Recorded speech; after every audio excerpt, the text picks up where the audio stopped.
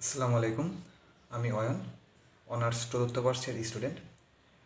গণিত বিভাগ নিয়ে অনার্স কমপ্লিট করছি জাতীয় বিশ্ববিদ্যালয়ের অধিভুক্ত যশোর কলেজ যশোর থেকে।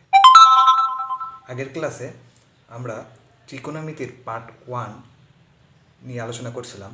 সেই ক্লাসে আলোচনা করা হয়েছিল ত্রিকোণমিতির 6টা অনুপাতের ভেতরে সম্পর্ক এবং সমকোণী ত্রিভুজের সাথে 6টা অনুপাতের যে সম্পর্কগুলো আছে সেই বিষয়ে।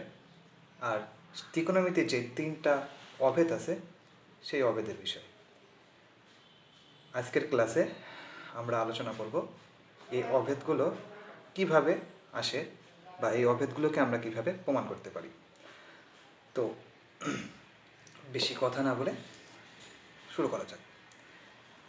আমরা যদি প্রথম অভেদটা খেয়াল করি, প্রথম অভেদটা আমাদের আছে sine square theta plus cos square theta সমান সমান 1। তার মানে আমাদের এই অভেদটাতে বলেছে যে সাইনকে আমরা স্কোয়ার করি, কসকে যদি আমরা স্কোয়ার করি, তার স্কোয়ার করে যোগ করি, তাহলে আমাদের অ্যান্সার আসবে 1। তো এটা আমরা প্রমাণ করে দেখি, আমরা মুখে বললেই তো হবে না, এটা প্রমাণ করে দেখতে হবে। তো এই অভেদগুলো প্রমাণ করতে গেলে আমি গত ক্লাসে সমকোণী ত্রিভুজের সাথে ত্রিকোণমিতিক অনুপাতের সম্পর্ক দেখাই আসছিলাম, সেটা জানতে হবে। এই ক্লাসে ওইটা নিয়ে আলোচনা করলে ক্লাসের লেন্থ অনেক বড় হয়ে যাবে। সো আপনারা প্রথম ক্লাসটা দেখে আসলে বেশি উপকৃত হবেন। তারপর আমি চেষ্টা করব যতটুকু বোঝানো যায়। তো আমাদের এই অভেদটা প্রমাণ করার জন্য প্রথমে আমাদের একটা সমকোণী ত্রিভুজ আঁকাতে হবে। সমকোণী ত্রিভুজটা আমি একটু আঁকাই।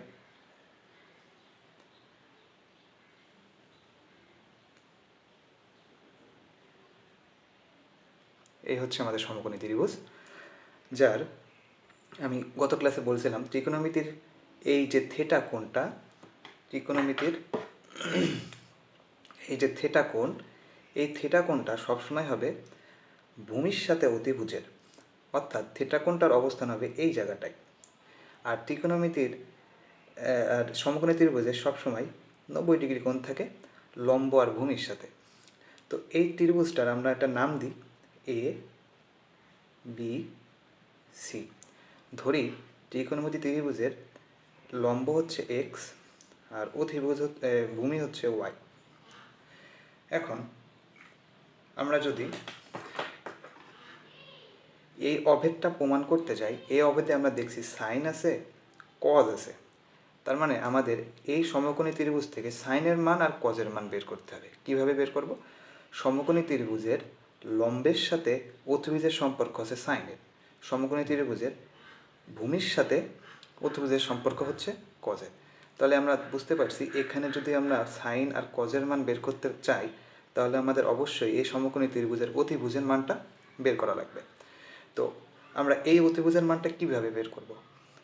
এই অতিভুজের মানটা বের করার জন্য আমাদের বিজ্ঞানী পিথাগোরাস একটা সূত্র আছে সমকোণী ত্রিভুজের উপরে, সেইটা আমাদের অ্যাপ্লাই করতে হবে। সেই সূত্রটা কি? সেই সূত্রটা ছিল হচ্ছে অতিভুজ স্কোয়ার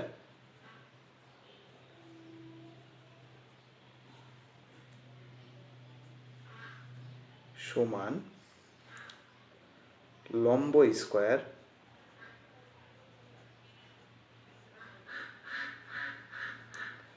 যোগ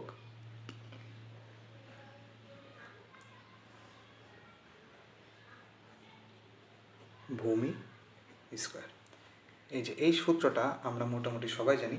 এই সূত্র থেকে আমরা এই সমকোণী ত্রিভুজের অতিভুজের মানটা বের করব। তাহলে আমরা এই সূত্র থেকে যদি অতিভুজের মানটা বের করি, আমরা এই অতিভুজের মানটা বের করছি, তাই অতিভুজের নাম কি দেওয়া? বিসি। তাহলে এখানে আমরা অতিভুজের নামটা দিই, অতিভুজের জায়গায় অতিভুজের নামটা দিই বিসি। আগে জানতে হবে অতিভুজ কোনটা, ভূমি কোনটা, লম্ব কোনটা, সেটা আমরা একটু বুঝাই দিই। সমকোণী ত্রিভুজের যেটা নিচে থাকে সেটা হচ্ছে ভূমি, যেটা উপরে থাকে সেটা হচ্ছে লম্ব, আর লম্ব আর ভূমির মধ্যে যে দাগটা আমাদের মিলন ঘটায় সেটা হচ্ছে অতিভুজ। কিন্তু এখানে কথা আছে, আমরা কোনটা দিছি নিচে, এই জন্য কিন্তু এটা ভূমি হয়েছে। আমি কিন্তু এর আগের ক্লাসে এই কোণের ওপরে ভিত্তি করে লম্ব আর ভূমির যে চেঞ্জটা হয় সেটা আমি আলোচনা করেছি। তারপর আমি আবার বলছি যে কোণটা যদি নিচে নিচে হয়, সমকোণী ত্রিভুজের সূক্ষ্ম কোণটা যদি আমরা নিচে ধরি তাহলে ভূমি হবে নিচে, লম্ব হবে উপরে। সমকোণী ত্রিভুজের সূক্ষ্ম কোণটা যদি আমরা উপরে ধরি তাহলে ভূমি হবে উপরে, লম্ব হবে নিচে। তো আমরা দেখলাম এই সমকোণী ত্রিভুজের কোণটা আমি নিচেই ধরেছি, এই জন্য এটাকে ভূমি, এটা হচ্ছে লম্ব, আর এটা হচ্ছে অতিভুজ। এই জন্য আমরা অতিভুজের মান বের করবো। এই জন্য অতিভুজের জায়গায় অতিভুজের নামটা বসিয়েছি। অতিভুজ ছিল বিসি, এই বিসি স্কোয়ার। আচ্ছা, এখানে আমরা লম্ব কত ধরেছি? লম্বের মান ধরেছি এক্স। লম্বের জায়গায় বসায় লম্বের মান হচ্ছে এক্স স্কোয়ার। ভূমির মানটা কত ধরেছি? ভূমির মানটা আমরা ধরেছিলাম হচ্ছে ওয়াই। ভূমির জায়গায় ভূমির মানটা বসায়, ভূমি হচ্ছে ওয়াই স্কোয়ার। এখন যদি আমরা অতিভুজের মান বের করি তাহলে আমাদের কি আসছে? বিসি স্কোয়ার, এক্সকে স্কোয়ার করলে হয় এক্স স্কোয়ার, ওয়াইকে স্কোয়ার করলে হয় ওয়াই স্কোয়ার। আমরা অতিভুজের মান বের করব। তাহলে বিসির মান যদি বের করি, এখানে বিসি আছে অতিভুজ, বিসির মান যদি বের করি তাহলে বিসি রেখে আমরা স্কোয়ারটাকে ওই পাশে দিয়ে দেবো। স্কোয়ারটাকে যদি আমরা ওই পাশে দিয়ে দিই তাহলে হবে root over x square plus Y square. তাহলে আমরা কী বুঝলাম? যে এই যে আমরা যে সমকোণী ত্রিভুজটা আঁকাইছিলাম, প্রথম অভেদটা প্রমাণ করার জন্য তার অতিভুজের একটা মান লাগতো। সেই অতিভুজের মানটা আমরা বের করে ফেলেছি। সেই অতিভুজের মানটা আমাদের কী দাঁড়াচ্ছে? Root over x square plus Y square. এইবার আমরা এই অভেদটাকে আমরা প্রমাণ করতে পারবো। তাহলে চলেন প্রমাণ করা যাক। তো আমাদের সুবিধার জন্য আমি এখানে সেই সমকোণী ত্রিভুজটা আবার আঁকাচ্ছি। আমরা প্রমাণ করব কোনটা? প্রমাণ করব হচ্ছে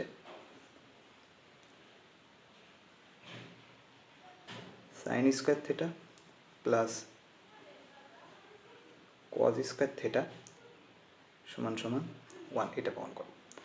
আমরা ওই পাশে যে সমকোণী ত্রিভুজটা আঁকাইছিলাম সেটা আবার একটু আমাদের সুবিধার জন্য আঁকিয়ে নিই। এই যে সমকোণী ত্রিভুজটা আমরা এমন আঁকাইছিলাম,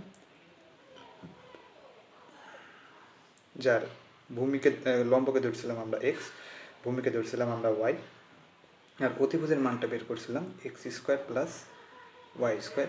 আর আমাদের থিটা সূক্ষ্মকোণটা ছিল নিচে, আর এইটা ছিল আমাদের 90 ডিগ্রি। এখন আমরা এই অভেদটাকে প্রমাণ করব। তো এই অভেদটার বাম পক্ষে আছে sine square theta plus cos square theta, ডান পক্ষে আছে 1। অর্থাৎ এই বাম পক্ষকে সলভ করে আমরা যদি 1 আনতে পারি তাহলে আমাদের অভেদটা প্রমাণ হবে।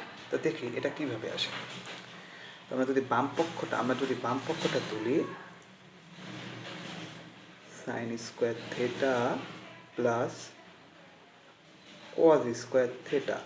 এখন আমি গত ক্লাসে বুঝাইছিলাম সমকোণী ত্রিভুজে বাহুর সাথে সাইন থিটার একটা সম্পর্ক আছে। সেই সম্পর্কটা হচ্ছে সমকোণী ত্রিভুজের ক্ষেত্রে সাইন থিটা সমান হবে লম্ব বাই অতিভুজ।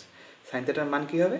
লম্ব বাই অতিভুজ। তো এই সমকোণী ত্রিভুজে লম্বের মানটা কত? এক্স, আর অতিভুজের মানটা কত? Root over x square plus Y square. তো সাইন স্কোয়ার থিটার পরিবর্তে আমরা এখানে ওইটা লিখি। তো কি বললাম যে সমকোণী ত্রিভুজে সাইনের অনুপাত সমান সমান লম্ব বাই অতিভুজ। তাহলে লম্বের মান কত? এক্স, তাই এক্স। অতিভুজের মান কত? রুট ওভার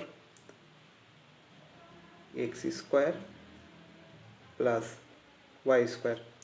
আচ্ছা, এই যে যোগ আছে, এই যে আমাদের যোগ। এবার আসছে কজ স্কোয়ার। কজ স্কোয়ারের সাথেও আমাদের সমকোণী ত্রিভুজের দুইটা বাহুর সম্পর্ক আছে, সেটা হচ্ছে ভূমি আর অতিভুজের। কজ স্কোয়ার সমান সমান ভূমি বাই অতিভুজ।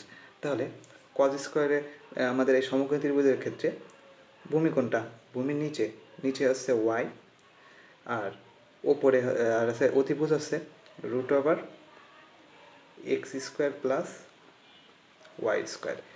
এই দুইজনের মাথার উপরে আবার হোল স্কোয়ার ছিল, আমরা সেই হোল স্কোয়ার বসাই দিলাম। আচ্ছা, এটা আমরা কোথা থেকে পেলাম? আমি সাইডে একটু সূত্র লিখে দিচ্ছি।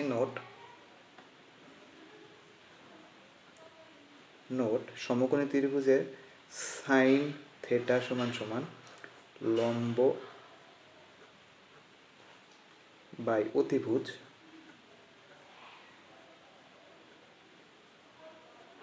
আর কস থেটা সমান সমান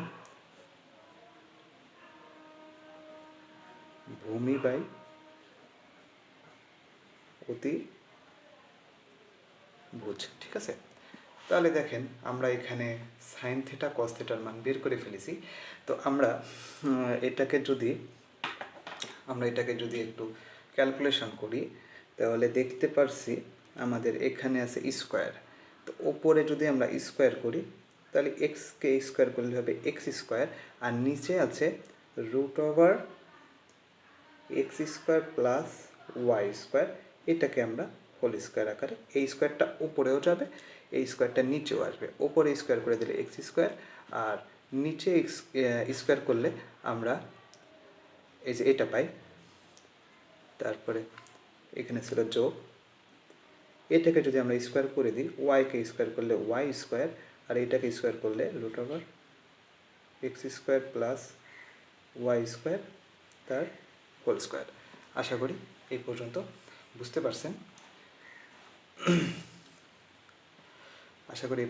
পারছেন। এর পরের লাইনটা কী হবে? এর পরের লাইনটা দেখেন, এর পরের লাইনটা আমি যদি করি,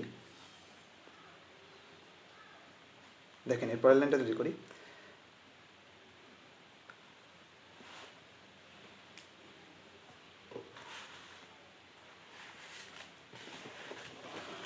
দেখেন আমাদের ওই পাশে ছিল এক্স স্কোয়ার, তাহলে এই যে আমাদের ওই পাশে ছিল এক্স স্কোয়ার, উপরে এক্স স্কোয়ার, আর নিচে আমাদের কী ছিল? নিচে আমাদের ছিল হচ্ছে root over x square plus Y square. এইটার সাথে যদি আমি স্কোয়ার করি, রুট আর স্কোয়ারে কেটে যাই, কেটে নিচে x square plus Y square থাকে। এক্স স্কোয়ারের নিচে থাকবে কি? X square plus Y square. মাঝখানে কি চিহ্ন ছিল? মাঝখানে ছিল আমাদের প্লাস চিহ্ন, এই জন্য আমাদের প্লাস। তারপরে আমাদের কি ছিল? তারপরে আমাদের ছিল হচ্ছে ওয়াই স্কোয়ার। এই যে ওয়াই স্কোয়ার, তারপরে কি ছিল? Root over x square plus Y square. এখানেও স্কোয়ারের সাথে রুট কেটে যাবে, কেটে নিচে x square plus Y square থাকবে। X square plus Y square. এখানে আমরা যদি এই দুইটাকে এবার যোগ করি, এই দুইটাকে যদি যোগ করি, যোগ করতে গেলে প্রথমে আমাদের লসাগু নির্ণয় করতে হবে। লসাগু, এইটার লসাগু কী হবে? লসাগু হবে x square plus Y square. এখন যদি আমরা এটা লসাগু করে যোগ করতে যাই, x square plus Y square, আর এখানে x square plus Y square কাটা যাবে, কেটে যায়, ওয়ান থাকে। ওয়ান যদি ওই উপরে এক্সের সাথে এক্স স্কোয়ারের সাথে যোগ গুণ করি, তাহলে এক্স স্কোয়ার, এখানে যোগ, এই যে যোগ, এইটা আর এইটা কেটে যাবে। এই যে x square plus Y square, এখানে x square plus Y square কেটে যাবে, কেটে ওয়ান থাকবে। আচ্ছা, এই যে x square plus Y square আর এই যে x square plus Y square, এটা কেটে ওয়ান থাকবে। ওয়ান যদি আমরা ওয়াই স্কোয়ারের সাথে গুণ করি তাহলে এখানে আসবে ওয়াই স্কোয়ার। দেখেন আমাদের উপরে x square plus Y square, নিচেও x square plus Y square, এই দুইটা আবার কাটাকাটি যায়, কেটে কত থাকে? ওয়ান থাকে। তো আমাদের দেখেন প্রমাণ হয়ে গেছে। আমরা যদি এই পাশে আসি, আমাদের এখানে ছিল কি? Sine square theta plus cos square theta is equal to one. এই অভেরটা কী ছিল? Sine square theta plus cos square theta is equal to one. অর্থাৎ সাইনের মান এবং সাইনের স্কোয়ারের মান এবং কজের স্কোয়ারের মানকে যদি আমরা যোগ করি, আমরা অ্যান্সার পাবো এক। তো দেখেন আমরা এই অভেরটাকে প্রমাণ করেছি। দেখেন আমরা আলাদা করে সাইনের মান বের করে নিয়েছিলাম, কজের মান বের করে নিয়েছিলাম, নিয়ে এইগুলোকে যদি আমরা যখন আমরা যোগ করেছি, যোগ করলে কিন্তু আমাদের অ্যান্সার ওয়ানই এসছে। অর্থাৎ আমাদের প্রথম অভেদটা প্রমাণিত।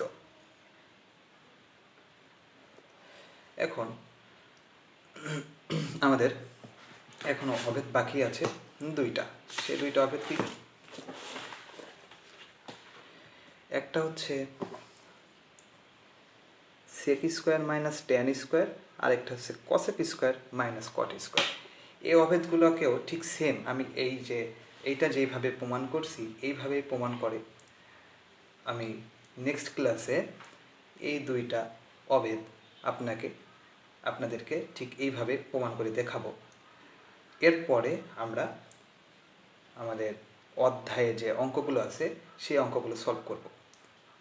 অধ্যায়ের অঙ্ক সলভ করার আগে আমাদের একটা অধ্যায়ে বেসিক বিষয়ে বেসিক কিছু জানিয়ে রাখা দরকার। এই জন্য আমি প্রথমেই অঙ্কের ভিতরে যাইনি, আমি ফার্স্টে আপনাদের বেসিক নিয়ে আলোচনা করছি। আমার প্রথম ক্লাসে ত্রিকোণমিতিতে যাবতীয় যা দরকার হয়, যেমন যেই সূত্রগুলো নিয়ে আলোচনা করছি, কোন কোথায় হলে কি হবে, তারপরে সাইনের বিপরীত কোনটা, কজের বিপরীত কোনটা, ট্যানের বিপরীত কোনটা, এই সকল কিছু নিয়ে আলোচনা করছি। এই ক্লাসটা করার আগে আপনারা আমার আগের ক্লাসটা দেখে আসবেন। আর সবাই ভালো থাকবেন। নেক্সট ক্লাসে আপনাদের সাথে আবার নতুন কিছু নিয়ে আলোচনা করব। আশা করি আজকের ক্লাসটা বুঝতে পারছেন। যদি আমার ক্লাসটা ভালো লেগে থাকে তাহলে আমার চ্যানেলে অবশ্যই এটা সাবস্ক্রাইব করবেন, কারণ আমি এইভাবেই আমি ক্লাস 9-10-এর সিলেবাসটা, ক্লাস 9-10-এর যে অঙ্কের জেনারেল ম্যাথের যে সিলেবাসটা আছে সেই সিলেবাসটা আমি এইভাবেই ধীরে পর্যায়ক্রমে কমপ্লিট করব।